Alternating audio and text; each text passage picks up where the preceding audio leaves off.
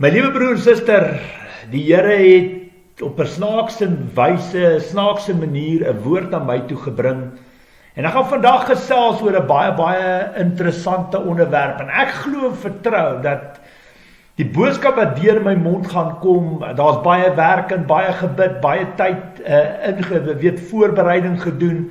En ek glo dat jy wat aan die ander kant sit, juis oor hierdie onderwerp wat ons vandag oor gesels, dat jy baie antwoorde gaan kry. Kom ek vertel jy gaan hierdie tipe diepere woord en geestesaspek binne jou kerk kry nie. Die duiwel sal nie dat hy geopenbaar word in die diepere vlakke, veral nie in kerke nie. En dis hoekom alles uitmekaar uitval, alles wat sleg is in vandag se lewe goed gepraat word, want die meeste geestelike leiers, kerke spreek wat die ore moet streel. Hulle praat nie op die man, op die woord af nie. En dit wat ek vandag op die tafel sit, vat ek volle verantwoordelikheid. En dit kom natuurlik met 'n prys. Jy moet onthou dat die Jakobus 3:1 sê die woord dat nie almal moet leermeester wil wees nie, want ons gaan anders te beoordeel word. En dis absoluut waarheid. Daar kom verantwoordelikheid in hierdie werk. En net soos ek gaan elke ander geestelike leier ook rekenskap gee op die dag van oordeel. Nou op 'n einde van die dag, ja, ons praat vandag oor 'n baie belangrike, baie sensitiewe onderwerp wat natuurlik op my hart kom lê, wat die Here wil hê ek moet oor praat en openbaar. En dit gaan oor surrogaatskap, surrogaatmoederskap of wat jy dit ook al wil noem.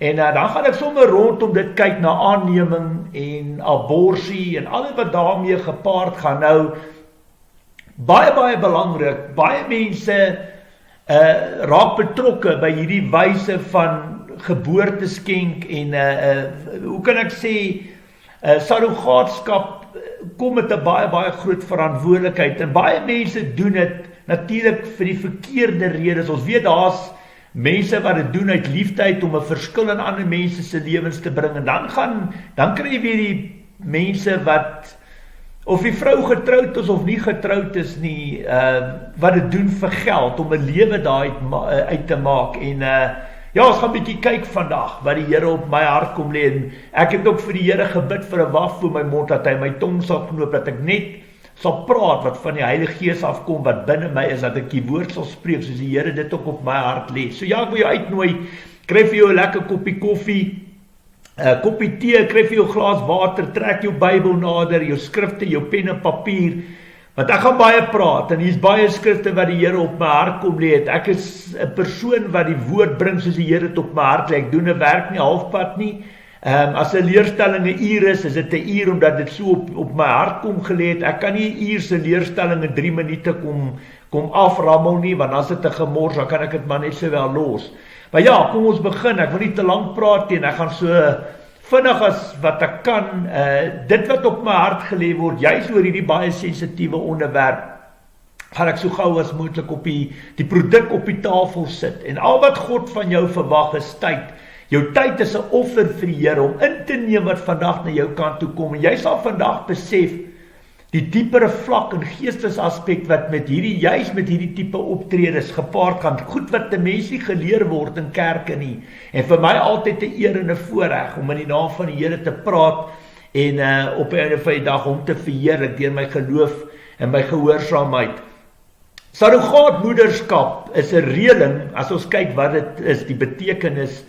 Surrogaatmoederskap is 'n reëling wat dikwels deur regsooreenkoms ondersteun word, waar volgens 'n vrou, die surrogaatma, instem om die lewe aan 'n kind te skenk vir 'n ander mens of mense, wat dan na die geboorte die kind se ouer of ouers sal word.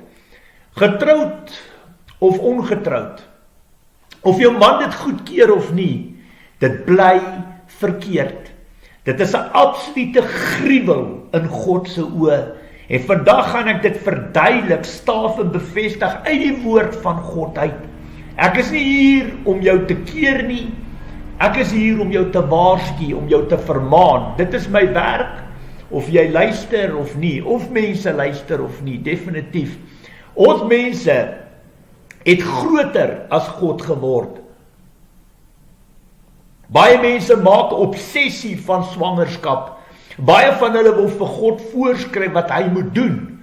Baie wil selfmoord pleeg en opgee as hulle nie kry wat hulle wil hê nie. Vir my is dit alles tekens van ongeloof en twyfel.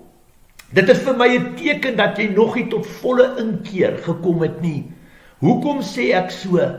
Want die woord sê as jy jouself nie kan verloon nie, kan jy Jesus Christus nie volg nie. As enigiets vir jou belangriker as Jesus Christus is, kan jy hom nie volg nie. En dit sê jou ma, jou pa, jou broers, jou susters, jou man, vrou, huise, karre, besighede, polisse, strandhuise, bosplase, stokperdjies, ja, al jou drome, verwagtings, planne en begeertes in. Jy moet altyd God se perfekte wil en plan vir jou lewe opsoek. Jy moet na die stem van die Heilige Gees kan luister. Jy moet vir God kan deel maak van jou dag tot dag bestaan. Daar staan geskrywe 1 Samuel 12, 14 tot 15. As jy eerbied aan die Here betoon, hom dien en na sy stem luister en julle ook nie verset teen die bevel van die Here nie. Julle sowel as die koning wat oor julle regeer, sal die Here julle God by julle wees. As julle nie na die stem van die Here luister nie en ongehoorsaam is aan die bevel van die Here, sal die Here teen julle wees, soos teen julle voorvaders.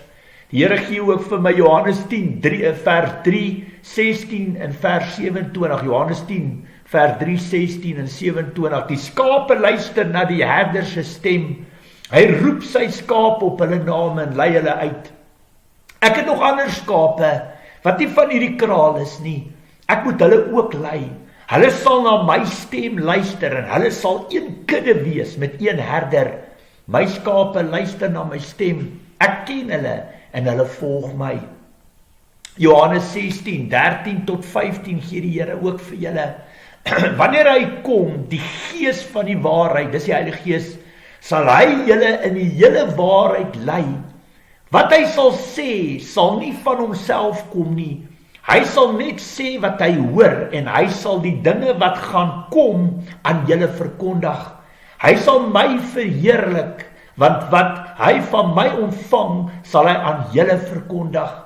Alles wat aan die Vader behoort ook aan my. Daarom dat ek gesê het, wie hy van my ontvang, wat hy van my ontvang, sal hy aan julle verkondig, definitief. Die Here gee ook Amos 3 vers 7 vir julle. Die Here God doen niks as hy nie sy besluit bekend gemaak het aan die dienaars, die profete nie. Hebreërs 12 vers 25. Pas op, moet hom wat met julle praat nie afwys nie. Hulle wat hom afgewys het toe hy sy goddelike woord op aarde laat hoor het nie ontkom nie. Hoeveel minder sal ons ontkom wanneer ons nie ag slaan op hom wat van die hemel af met ons praat. So die stem van die Here is 'n kritieke eienskap van enige Christen kind van God. Jy moet 'n verhouding met God hê en met hom kan praat. Hy sê 'n baksteen nie, hy sê 'n klip nie. Dit duidelik aan die skrifte wat die Here vir julle gee om sy aangesig op te soek en ook na hom te luister, om deel te maak van jou dag tot dag bestaan. Die Satan wil hê jy moet jou hulp by mense gaan soek, by dokters, spesialiste, pille, surrogaatmoeders, spermdoneerders ensovoorts. Daar staan geskrywe, hoor die woord van die Here, moenie op magtiges vertrou nie. Dit is Psalms 146 vers 3 en 4. Dis die woord wat die Here vir julle gee, om nie julle vertroue mense te stel nie, maar in hom. Hoor die woord van die Here, Psalms 146 vers 3 en 4. Moenie op magtiges vertrou nie, nie op 'n mens nie. Hy kan jou nie red nie. Sy asem verlaat hom, hy word weer grond en sy planne is daarmee heen. Nog 'n skrif wat die Here vir jou gee, Jeremia 17 vers 5. So sê die Here, daar is 'n vloek op die mens wat sy vertroue in mense stel, wat sy krag soek by sterflike mense, van my af wegdraai. Nog 'n skrif, Jesaja 2 vers 22. Moenie op mense staat maak nie. Hulle blaas so maklik die laaste asem uit. Hulle is min werd. Surrogaat speel is verkeerd. Die mens maak sy eie planne en probeer God speel oor sy eie lewe. Dis niks anders as dit nie, om 'n surrogaat 'n moeder te wees, of verstaan my punt mooi, as jy surrogaat speel, ek wil dit weer sê, is dit verkeerd. Die mens maak sy eie planne en probeer God speel oor sy eie lewe. Hier's 5 belangrike aspekte, luister baie mooi. Hier's 5 baie belangrike aspekte en elemente wat jy moet weet as dit kom by surrogaatskap. Luister baie mooi. Bevrugting of spermdoneerder of moederskap, dis baie belangrik. Jy moet luister wat ek nou vir jou gaan sê. Dit is die aspekte, die elemente wat jy nie raak sien nie, wat nie vir jou in die kerke geleer word nie, die geestesaspek wat gepaard gaan van hierdie eerste besluit wat jy maak, of jy 'n spermdoneerder is en of jy die surrogaatskap op jouself, wat jy 'n moeder word vir surrogaatskap. Luister baie mooi. Man of vrou, dit is waarmee jy moet rekening hou as jy jou besluite maak. Dit is wat met jou gebeur in gees, baie belangrik. Dit is baie, ons mense mis baie keer, ons kyk alles in vlees, ons kyk dit nie in gees nie, en dit is waar baie mense se foute gemaak word.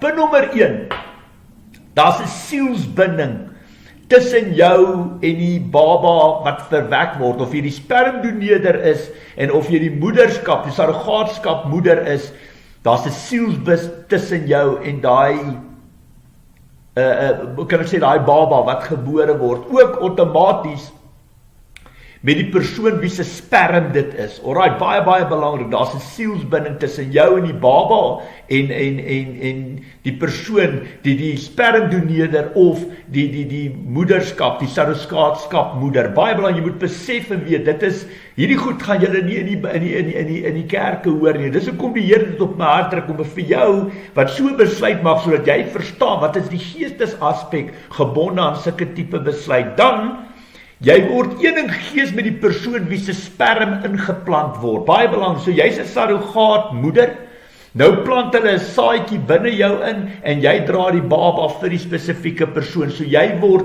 een in gees met daai persoon. Dit is baie belangrik, dis hoe die Here dit op my hart kom lê. So of jy die spermdoneerder is, wat die saad gee, of jy die moeder is, die surrogaatmoeder waarin dit geplant is, jy word een in gees met die persoon wie dit ook al is. Verstaan jy? Dit natuurlik baie belangrik.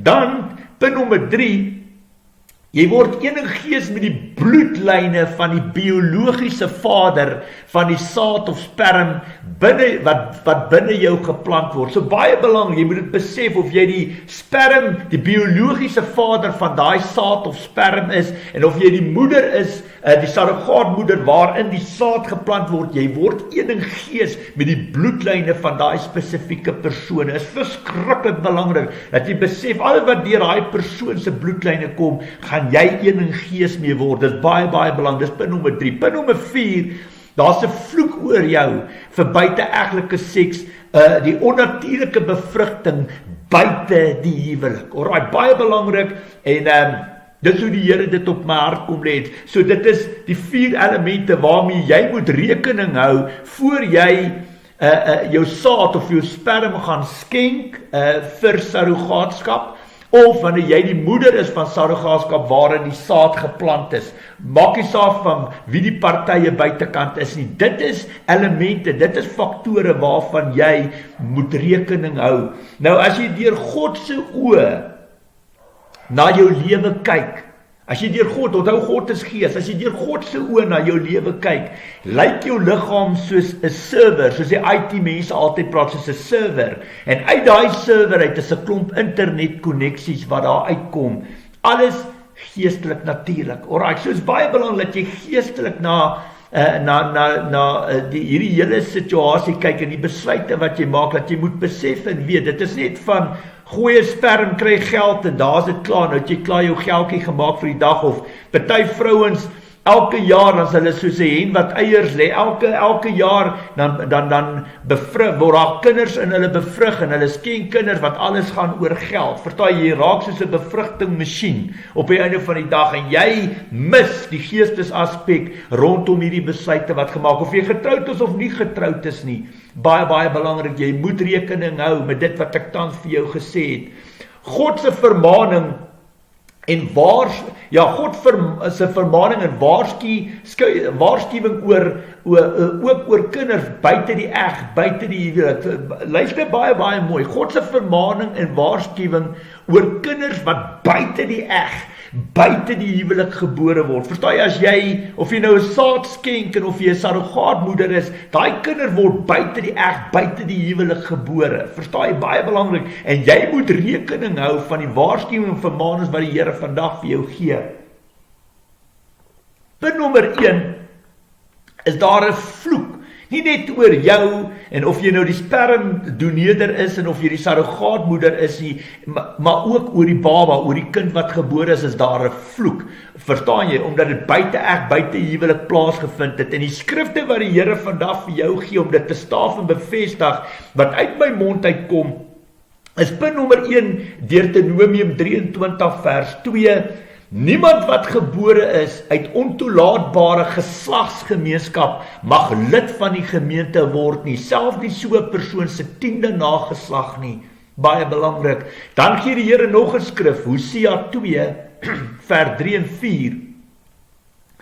Ek sal my nie oor haar eerste kinders ontferm nie, want hulle is buite-eglike kinders. Hulle moeder was 'n prostituut. Sy het swanger geword omdat sy haar skandelik gedra het. Sy het bly sê, ek gaan na my minnaars toe. Dit is hulle wat sorg dat ek brood en water, wol en vlas, olie en drank het.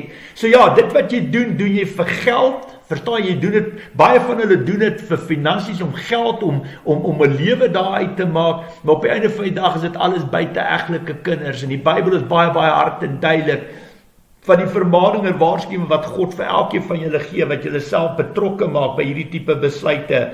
Ook gee die Here Hosea 5 vers 4 en vers 7. Hulle dade maak dit vir hulle onmoontlik om na hulle God toe terug te keer, want 'n hoergees het by hulle pos gevat en hulle is nie meer aan die Here toegewy nie. Hulle was ontrou aan die Here, want hulle het buite-eglike kinders verwek. Hy gaan hulle binnekort vernietig. Binne 'n maand gaan hy hulle gesaaides verwoes.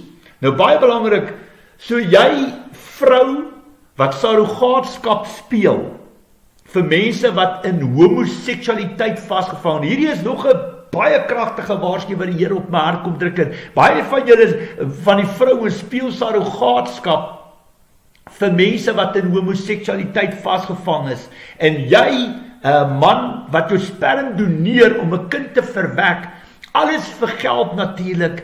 Wat leer die Bybel vir jou, vir ons van homoseksualiteit? Jy moet besef en weet wat jy doen. Baie vrouens, vir hulle gaan dit oor geld, skenkings wat hulle kry. Hulle dra die kind, hulle verwek die kind en die kind word oorgegee in twee mans of twee vrouens op die einde van die dag wat miskien in homoseksualiteit vasgevang is. Verstaan, jy's miskien die spermdoneerder of jy's die surrogaatmoeder. Jy's deel van 'n absolute gruwele bose kringloop en ek gaan dit ook nou aan jou geopenbaar, want die God wat jy aanbid, as jy wil hemel toe gaan, as jy graag wil hemel toe gaan, aanbid jy die drie-enige God, Vader, Seun en Heilige Gees.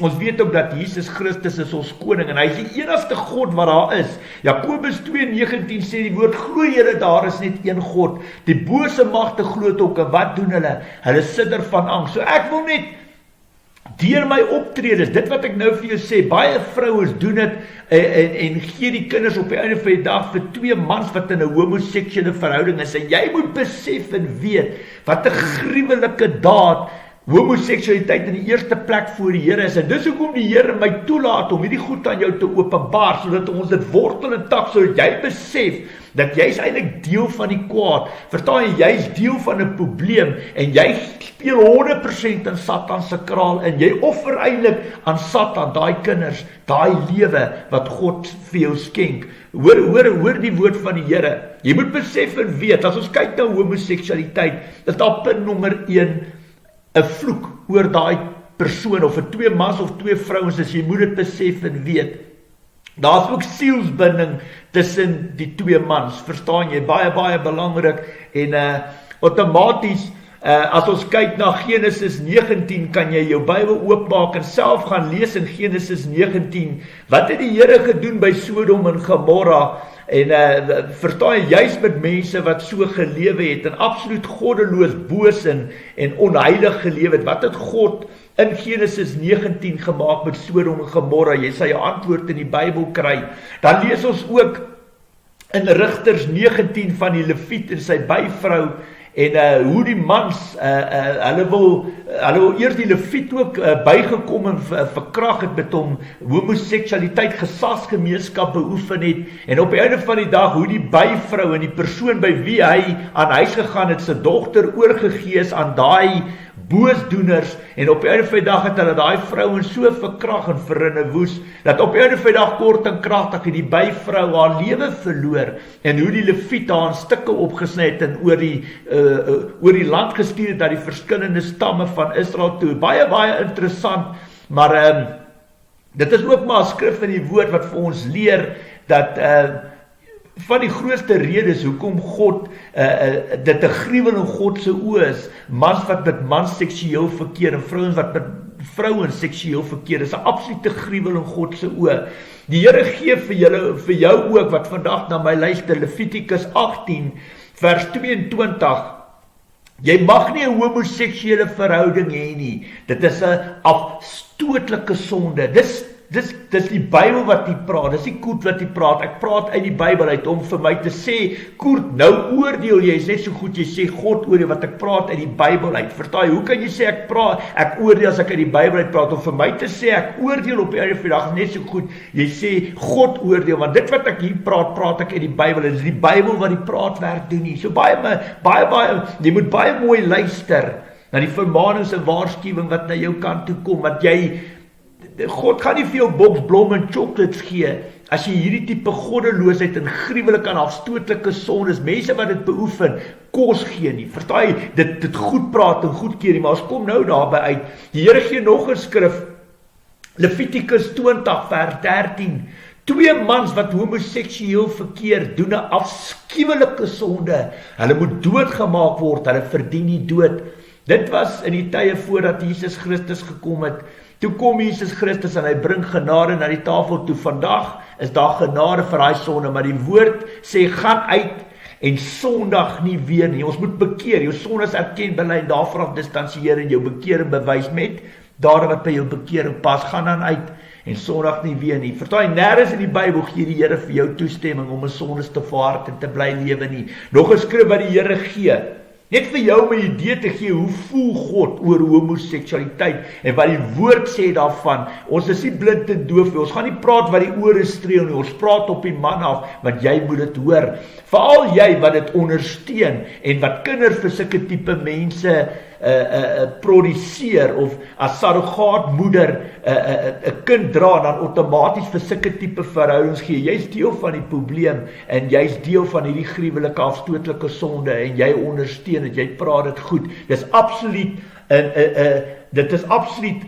teen God se wil, dit is absoluut goddeloos en boos uit die put van die hel uit. Romeine 1 vers 25 tot 32 gee die Here vir jou. Dit is hulle wat die waarheid van God verruil het vir die leuen. Hulle dien en vereer die skepsel, me, myself and I, die skepping, in plaas van die skepper, aan wie die lof toekom vir ewig. Amen. Daarom gee God hulle oor aan hulle skandelike drifte. Hulle vroue verander die natuurlike omgang, dis seksueel, in 'n teennatuurlike omgang. Net so laat vaar die mans ook die natuurlike omgang met die vrou en brand van begeerte vir mekaar. Mans pleeg skandelikhede met mans en bring oor hulle self die verdiende straf vir hulle perversiteit. En omdat dit van geen belang ag om God te ken nie, gee hy hulle oor aan hulle verdraaide opvattings, sodat hulle doen wat onbetaamlik is. Hulle is een en al ongeregtigheid, slegheid, hebsug en gemeenheid. Hulle is vol jaloesie, moord, twis, bedrog en kwaadwilligheid.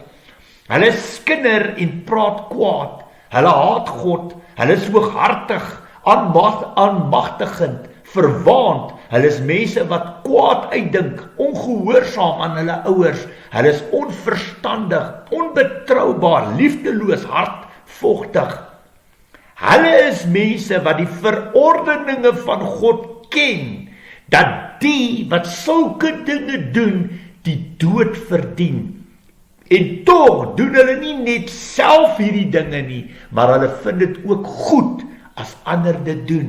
So jy wat produseer, jy wat 'n surrogaatmoeder is, of die sperm gooi vir 2 lesbien vrouens of 2 homoseksuele mans om kinders op die einde van die dag te verwek tussen 'n absolute gruwelike afstootlike sonde in die oë van die Here. Hier sê daai laaste stuk, maar hulle vind dit ook goed as ander dit doen. So jy is deel van die probleem. Lees hierdie stuk 50 keer oor in jou lewe. Dan besluit jy of jy deel van die probleem gaan wees en of jy deel is van die oplossing. Of jy mense gaan trek nader aan die Here en of jy hulle verder gaan verstoot. En of jy teen God beklei en of jy teen Satan beklei. Want jy is deel van die probleem as jy verder aangaan met dit wat jy doen. My raad aan jou is om te bekeer. Dan gee die Here nog 'n skrif, 1 Korintiërs 6 vers 9 tot 11. Of weet julle nie dat mense wat onreg doen geen deel sal kry in die koninkryk van God nie? Moenie julle self mislei nie. Geen onsedelikes of afgodsdienaars of egbrekers of mense wat homoseksualiteit beoefen, of diewe of geldgieriges of dronkaars of kwaadpraters of bedrieërs sal deel kry aan die koninkryk van God nie. Hoor julle wat daar gesê word, hard en duidelik, ek lees dit weer. Moenie julle self mislei nie, geen onsedelikes of afgodsdienaars of egbrekers of mense wat homoseksualiteit beoefen of diewe of geldgieriges of dronkaars of kwaadpraters of bedrieërs sal deel kry aan die koninkryk van God nie. En so was party van julle juis ook voordat hulle tot bekering gekom het, maar julle het julle sonde laat afwas. Julle is geheilig, julle is vrygespreek in die naam van die Here Jesus Christus en deur die Gees van ons God.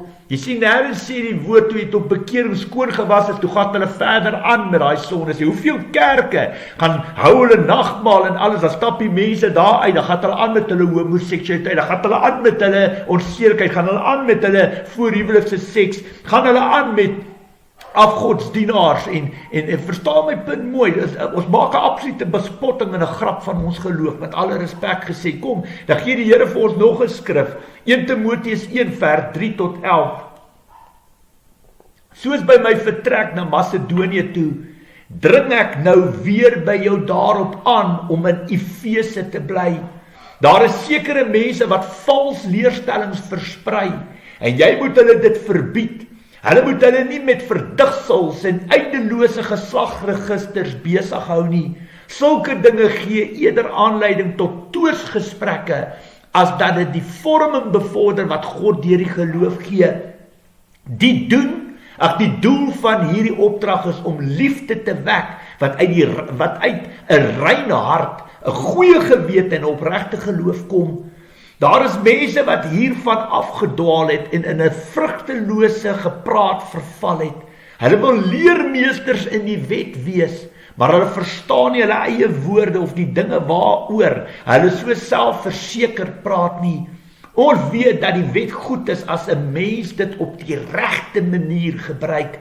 'n Mens moet onthou dat die wet nie vir die wetsgehoorsame bedoel is nie, maar vir mense wat hulle nie aan die wet en orde steur nie, goddeloses en sondaars, mense sonder eerbied vir wat heilig en gewyd is, die wat vader of moeder doodmaak, moordenaars, ontuchtiges, mense wat homoseksualiteit beoefen, ontvoerders, leenaars, die wat myn eet pleeg en enigiets anders doen wat met die gesonde leer in stryd is. Die gesonde leer is in ooreenstemming met die evangelie wat aan my toevertrou is, die evangelie van die heerlikheid van die goeie God. Die Bybel praat hard en duidelik. Kom ons lees nog 'n skrif wat die Here gee, 1 Korintiërs 6 vers 13 tot 20. 'n Mens se liggaam is nie bedoel vir seksuele losbandigheid nie, maar is daar vir die Here, wat ook oor ons liggaam Here is. God het deur sy krag die Here uit die dood opgewek en so sal hy ons ook opwek. Weet julle nie dat julle liggaam deel is van Christus nie? Sal ek nou 'n deel van Christus neem en dit 'n deel van 'n ontuchtige vrou maak? Beslis nie. Of weet julle nie dat iemand wat met 'n ontuchtige vrou omgang, seksueel verkeer het, liggaamlik een met haar is nie? God sê immers die twee sal een word, maar wie hom met die Here verenig, is geestelik een met hom. Hoor mooi wat die woord sê, julle moet niks met seksuele losbandigheid te doen hê nie. Elke ander sonde wat 'n mens doen, vind buite sy liggaam plaas. Luister mooi, elke ander sonde wat 'n mens doen, vind buite sy liggaam plaas. Maar iemand wat seksueel losbandig lewe, vergryp hom aan sy eie liggaam. Of besef julle nie dat julle liggaam 'n tempel van die Heilige Gees is nie? Julle die Heilige Gees wat in julle woon, van God ontvang, en julle behoort nie aan julle self nie, julle is gekoop en die prys is betaal. Julle moet God dus in julle liggame verheerlik. Ek praat hier van mense wat klaar tot bekering kom, wat in suiwerheid en heiligheid is. Dis nie mense wat van God se genade, van Jesus se kruisdood 'n bespotting maak nie. Alright, hierdie mense het 'n eerbiedige vrees, liefde en respek vir God en vir Jesus Christus, hulle lewe in dankbaarheid. Hierdie woord praat baie hard en duidelik. En nee, luister baie mooi. Die wet en gebooie het nie verval nie. Moenie die leuns van Satan glo nie. Hoor vandag die woord van Jesus, die Christus, die Messias, die Seun van die Allerheilige God. Daar staan geskrywe, maak toe jou oë hoor wat die Seun van God vir jou sê. Matteus 5 vers 17 tot 20. Moenie dink dat ek gekom het om die wet of die profete ongeldig te maak nie. Ek het nie gekom om hulle ongeldig te maak nie, maar om hulle volle betekenis te laat kry. Dit verseker ek julle, die hemel en die aarde sal eerder vergaan, as dat een letter of letterstreepie van die wet sal wegval, voordat alles voleindig is. Wie dan ook een van die geringste van hierdie gebooie ongeldig maak en die mense so leer, sal die minste geag word in die koninkryk van die hemel. Maar wie die wet gehoorsaam en ander so leer, sal hoog geag word in die koninkryk van die hemel. Ek sê vir julle, as julle getrou het aan die wet nie meer inhou as die van die skrifgeleerdes en die fariseërs nie, sal julle nooit in die koninkryk van die hemel ingaan nie. Na wie gaan jy luister? Gaan jy na Jesus Christus luister, of gaan jy na jou dome of jou pastoor, 'n gewone mens luister? Die woord praat hard en duidelik. Daar is sekere dinge wat van die wet verval. Daar 6 punte. Ons gooi die doodstraf het weggegooi. Ons maak mekaar nie meer dood nie. Daar's vir almal genade, maar die woord sê gaan uit en sondig nie weer nie. Die tempel het weggeval. Ons bring nie meer diereoffers en bloedlammers en duwe. Daar word nie meer bloed vergiet nie. Verstaan, die tempeldiens is weg. Jesus het die middelaar geword tussen ons en God. Hy is die lam wat vir ons geslag is. Baie lang, jy het een middelaar tussen jou en God, en dit is natuurlik Jesus Christus. Derdens, Jesus Christus het alle kos rein verklaar, verstaan jy? En punt nommer 4, ja, ons doen nie meer die besnydenis nie, dit word nou in die hart gedoen, verstaan jy? Deur jou bekering in Jesus Christus. Dan punt nommer 5, baie belangrik, die middelaarskap tussen jou, verstaan jy, die tempeldiens, die hoofpriesterskap, die tempel, verstaan jy het een middelaar tussen jou en God, en sy naam is Jesus Christus. Dit is nie jy, dan Jesus, dan God nie, verstaan jy? So, die middelaar het weggeval, jy het een middelaar tussen jou en God, en dit is Jesus Christus. Klaar, so jou direkte verhouding met Jesus is baie belangrik. Dan punt nommer 6, in die Ou Testament was die volk Israel die verbondsvolk van die Here, maar Jesus Christus het die tafel vir ons almal kom gelyk maak. Hy het God se koninkryk aarde toe gebring, en enige persoon wat in hom glo, hom aanroep as verlosser en saligmaker, as koning van hulle lewens, glo dat hy die Messias, die Christus, die Seun van God is, wat gesterf het aan die kruis, op die 3de dag opgestaan het, opgevaar na die hemel, sit aan die regterhand van God. Die woord, as jy dit met jou mond bely en met jou hart glo, het jy die ewige lewe. lewe. So baie belangrik, dis die 6 punte wat jy moet besef en weet, wat van die wet weggeval het. Verstaan jy, dit is waar die 1 Korintiërs 12 vers 12 tot 31 ook inkom, die een liggaam van Christus, die geestelike volk van God, die bruid van Jesus, volgens die skrif 1 Korintiërs 12 vers 12 tot 31, 'n geestelike liggaam in die geestesrealm. Maar ja, ek wil nie te veel talm hier op nie.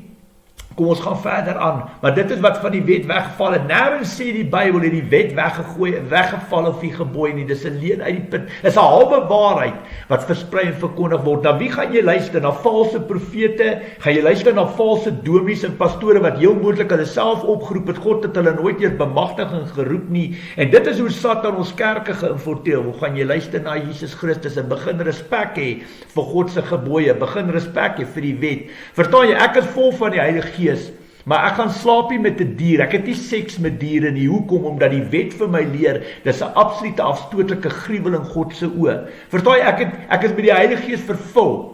Ek het nie seks met my ma nie. Hoekom? Omdat die wette vir my leer, dat jy mag dit nie doen nie. Dis 'n sonde wat tot die dood toe lei. Ek gaan nie na sangomas toe nie. Ek gaan nie na toordokters toe nie. Ek gaan nie na allerhande sangomas en waarseers en fortuinvertellers. Hoekom? Omdat die wet vir my leer in Deuteronomium 18 vers 9 tot 14, dat God verafskie enige vorm van valse geloof en afgoddienst. Verstaan jy hoekom die wet en gebooie? Om vir jou te leer, wat is reg en verkeerd in die oë van God. Om vir jou te leer, wat sonde is, wat sien jy as sonde, wat sien Koert as sonde, wat sien God as sonde. Jy gaan nooit weet wat dit is as God dit nie vir jou wys nie. Dis hoekom die wet en gebooie daar is, om vir jou te wys wat God van jou verwag, om vir jou te wys hoe lyk 'n heilige lewe saam met die Here, om vir jou te wys hoe lyk mense wat God in sy koninkryk wil hê. Dis hoekom die 10 gebooie en die wette daar is. Maar kom ons gaan aan.